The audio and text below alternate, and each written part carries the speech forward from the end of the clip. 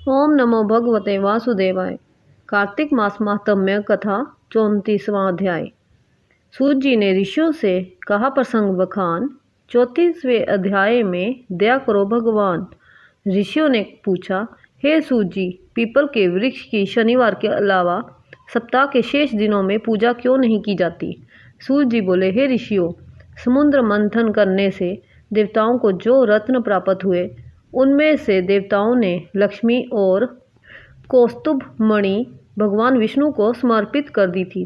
जब भगवान विष्णु लक्ष्मी जी से विवाह करने के लिए तैयार हुए तो लक्ष्मी जी बोली, हे प्रभु, जब तक मेरी बड़ी बहन का विवाह नहीं हो जाता तब तक मैं छोटी बहन आपसे किस प्रकार विवाह कर सकती हूँ। इसलिए आप पहले मेरी बड़ी बहन का विवाह करा दें, उसके बाद आप मुझसे विवाह कीजिए। यही नियम है जो प्राचीन काल से चला आ रहा है। सूत जी ने कहा। लक्ष्मी जी के मुख से ऐसे वचन सुनकर भगवान विष्णु ने लक्ष्मी जी की बड़ी बहन का विवाह उद्दालक ऋषि के साथ संपन्न करा दिया। लक्ष्मी जी की बड़ी बहन अलक्ष्मी जी बड़ी कुरूप थी।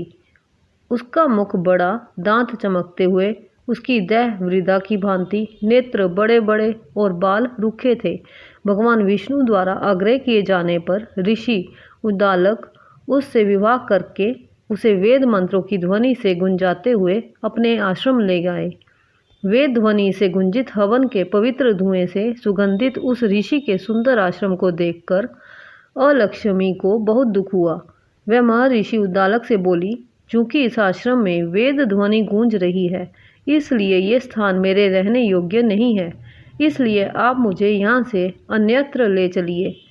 उसकी बात सुनकर महर्षि उद्दालक बोले, तुम यहाँ क्यों नहीं रह सकती और तुम्हारे रहने योग्य अन्य कौन सा स्थान है, वह भी मुझे बताओ। अलक्ष्मी बोली, जिस स्थान पर वेद की ध्वनि होती हो, अतिथियों का आदर सत्कार किया जाता हो, यज्ञ आदि होते हों, ऐसे स्थान पर मैं नहीं रह सकती। जिस स्थान पर पति पत्नी आपस में प्रेम से रहते हों, पितरों के निमित्त यज्ञ होते हों, देवताओं की पूजा होती हो, उस स्थान पर भी मैं नहीं रह सकती। जिस स्थान पर वेदों की ध्वनि ना हो, अतिथियों का आदर सत्कार ना होता हो, यज्ञ ना होते हों, पति पत्नी आपस में क्लेश करते हों, पूज्य वृद्धों, सत्पुरुषों तथा मित्रों का अनादर होता हो, जहाँ दुराचारी, चोर, पर स्त्रीगामी मनुष्य निवास करते हों, जिस स्थान पर गायों की हत्या की जाती हो, मद्यपान, ब्रह्म हत्या आदि पाप होते हों, ऐसे स्थानों पर मैं प्रसन्नता पूर्वक निवास करती हूँ। सूत जी बोले। और लक्ष्मी के मुख से इस प्रकार के वचन सुनकर उद्दालक का मन खिन्न हो गया। वह इस बात को सुनकर मौन हो गए। थोड़ी देर बाद वह बोले कि ठीक है, मैं तुम्हारे लिए ऐसा स्थान ढूंढ दूंगा।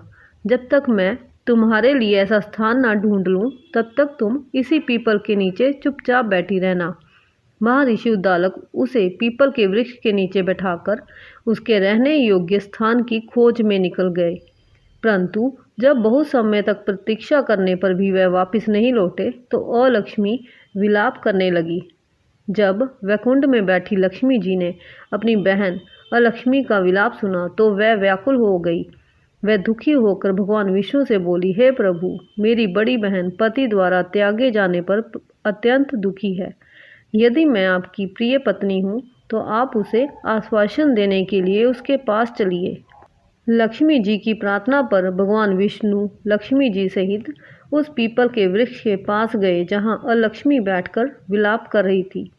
उसको आश्वासन देते हुए भगवान विष्णु बोले, हे अलक्ष्मी, तुम इसी पीपल के वृक्ष की जड़ में सदैव के लिए निवास करो, क्योंकि इसकी उत्पत्ति मेरे ही अंश से हुई है और इसमें सदैव मेरा ही निवास रहता है। प्रत्येक वर्ष गृहस्थ लोग तुम्हारी पूजा करेंगे और उन्हीं के घर में तुम्हारी छोटी बहन का वास होगा। स्त्रियों को तुम्हारी पूजा विभिन्न उपहारों से करनी चाहिए।